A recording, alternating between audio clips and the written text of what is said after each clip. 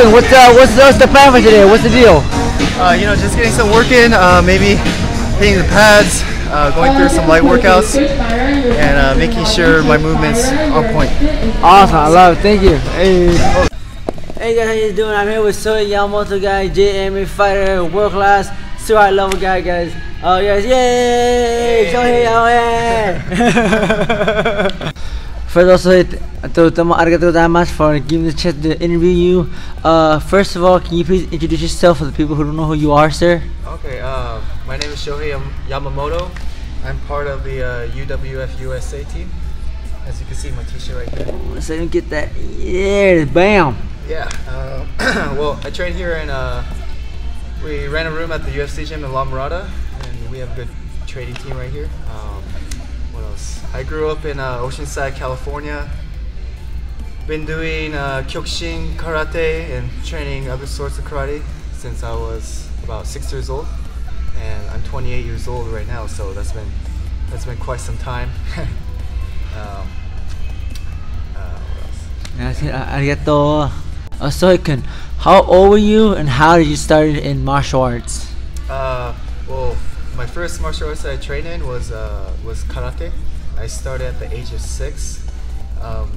We started at a local karate class at a community school in Oceanside, California. But soon I realized my dad found a great instructor up in Los Angeles, and that karate style was Kyokushin karate.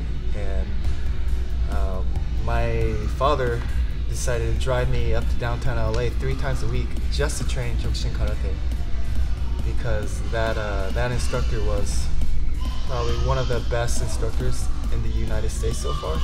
So although it was probably about an hour and a half, 2-hour drive for my dad, like every single time, he took the time to drive me up there, and he took me all the way to Tokyo, Japan once a year since I was about 8 years old to compete in the national tournament over there.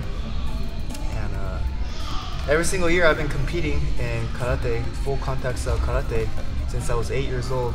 But I was finally able to win the World International Junior Tournament when I was 16 years old, after competing almost for 10 years. And now I continue my karate journey in mixed martial arts. Wow, yeah, awesome, nice. How did you start in the Japanese mixed martial arts scene? Well, as you can see in my previous answer, my father had a lot to do with me doing martial arts, and as I was growing up, since maybe around the age of 6, my dad would always put on Japanese martial arts, whether it be karate, K1, Pride, Sengoku, all those stuff. So I grew up actually watching Japanese MMA as I was a kid, even though I grew up over here. And a few years ago, maybe when I was around 20 years old, I signed up under Josh Barnett, and I've been training with him ever since. And he gave me the opportunity to fight over in Japan a few times in Pancras, and also I stayed a month after fighting in Pancras and also fought in a smaller event called Grachan over there while I was staying and training, gym hopping all over Tokyo. But as far as like martial arts goes, Japan's not really new for me because I've been competing in karate since I was about 6 years old. Every single year I've been flying out to Japan, competing maybe once or twice a year. So flying over to Japan and competing wasn't something very new to me. It was a different venue, whether it be karate or mixed martial arts, but what it comes down to is martial arts. It's all under one branch. Nice. The current state of JMMA and its future. Well, as far as I've been watching martial arts in general in Japan, I say maybe the golden years for martial arts might have been a little bit sooner. For karate, for example, maybe the 80s and 90s were the golden years. When it comes to Kyokushin karate, it's very popular. Then Pride came up soon after that, maybe around the same area. But now, as far as I know, like talking to other Japanese fighters and the Japanese MMA community over there. It's a little bit dying off right now, but as far as martial arts in Japan, will always be there.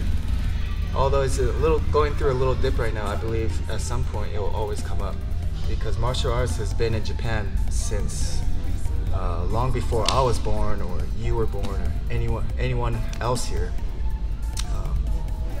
Just that fighting in general is always in the Japanese culture. So I think even though it's on a dip right now, maybe fighters like us, like going all the way over to Japan to compete, even though we train over here. For example, me and Victor Henry went to go fight Pancras. This was a couple years back. And I feel maybe fighters like us could help bring the Japanese community back up. So good, thank you. Who inspired you as a fighter? Well, there's not really one single person that really inspired me. The whole, I would say, growing up watching the Japanese martial arts scene was inspiring in itself. For example, I grew up watching K1. There's some popular fighters like Masato that I really like.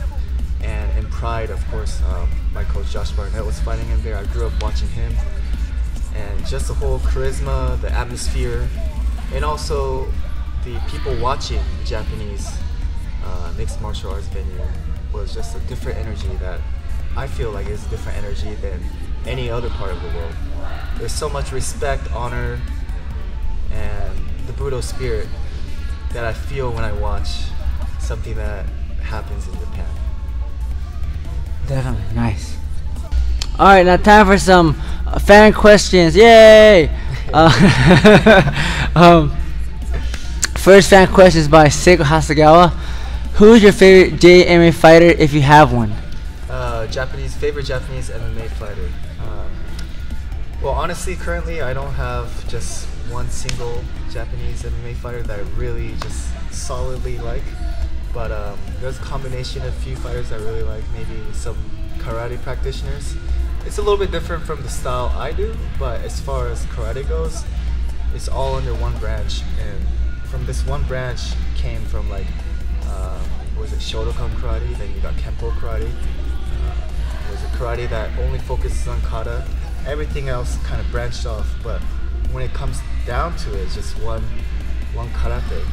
But some of my favorite Japanese MMA fighters would have to be someone from the karate background. Maybe like, I really enjoy watching Kyoji Horiguchi, things like that. But there's not one single fighter that I really like, because something that's ideal to me, no one really has accomplished it yet. So it's really, if you just say one fighter that I really like, then I feel like that's your limit. And no matter how much you try to mimic somebody, it's not going to be, you won't be able to go above and beyond that single person that you're trying to be completely. So I'm just trying to be myself, have my own style of fighting, and what I bring to the cage every single time. Awesome, excellent. Okay, next fact question is by Dean Padua. If you could cosplay as any person or any character, who would it be? If I could cosplay into any character, I would say it had to be Ryu from Street Fighter. Yes. Because it's dope. In Street Fighter, I believe Ryu goes all the way to India and fight in like a martial arts tournament against people from all over the country. That's exactly kind of what I do. I go to Japan and fight. I fought in India just pretty recently, about a year and a half ago or so. So I feel like I would be a perfect suit for Ryu. Ryu is my favorite character. Maybe with like a red headband. Yeah. Hey, you don't know. Karategi, I already have that. There you go. Ryu, in America, there's not a lot of Asian heroes. For Asian American, for me at least, that was my Asian American hero. And that's the guy I aspired to be, the buff Asian guy. That was him. Alright, arigato. Next fan question by David Lay. In all your matches between karate and mixed martial arts, which was the toughest and why? Well, in my fighting career so far, there's been quite a few tough fights, but if I had to say one fight, if I had to pick one fight that was really tough for me, was back in my karate days when I was fighting for the North American weight category championship. It's a tournament rack, so the more you win, you go up the tournament ladder. And at the finals, after about the 4th fight, at the finals I had to fight one of my training buddies from my same dojo. But the thing is, he flew over from Japan because we fought in the same tournament back in high school. We actually fought 2 times, but we became good friends after that, and he decided to fly out to LA to my dojo because I invited him. Come over for the summertime. Hey, you should train over here. Come see LA, see what it's about. Then we became good friends. He really liked it here, so before I knew it, he lived over here for 2 or 3 years, and we became very close, training under the same dojo for a couple years. And I had to fight him in the very final. But even though we're good friends, when it comes to fighting, we decided to put our friendship aside and fight our 100%. Not worrying about the other person or hurting the other person, because one thing, it would be disrespect for me to go over there and not give it my all, especially after us having to fight for the 3rd time and him flying all the way over to America to train with me and possibly try to get revenge. Yeah. But that aside, we're still good friends, and we had to put that to the side.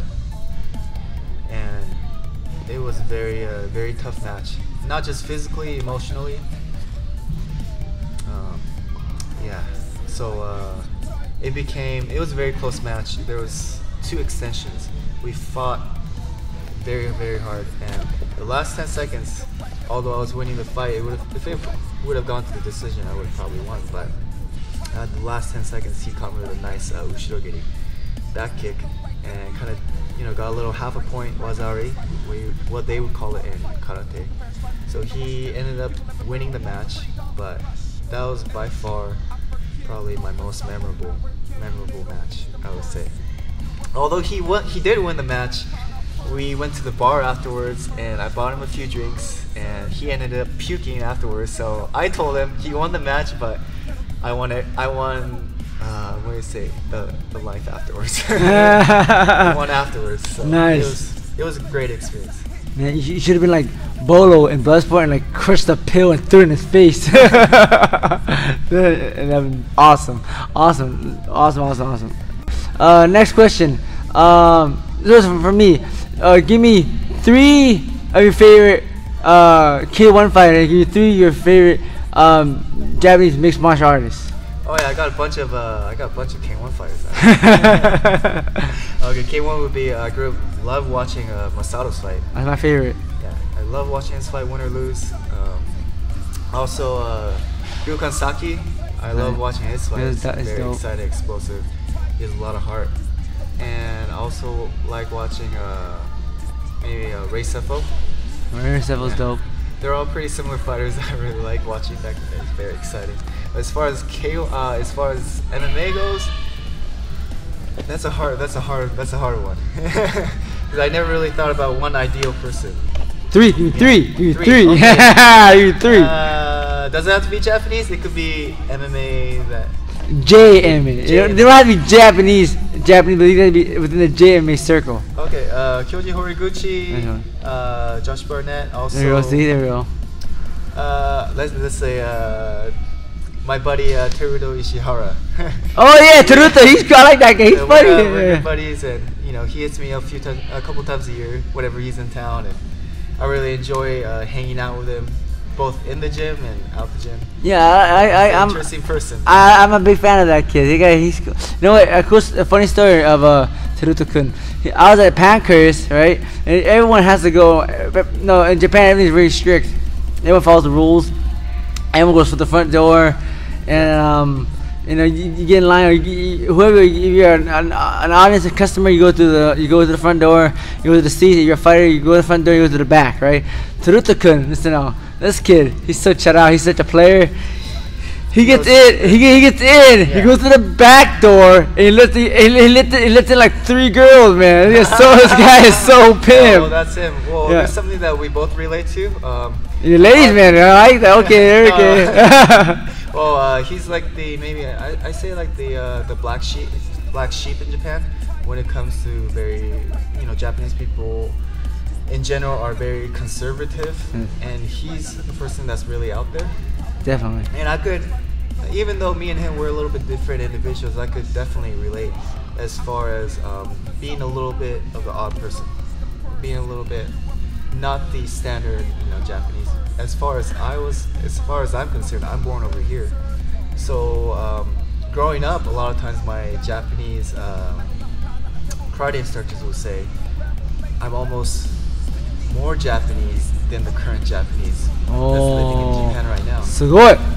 What he's saying is, I think, is because as my parents were the first generation coming from Japan to America, they grew up in the 80s, and now the current generation, the Japanese, maybe the younger generation, is a little bit different compared to maybe 30 years ago.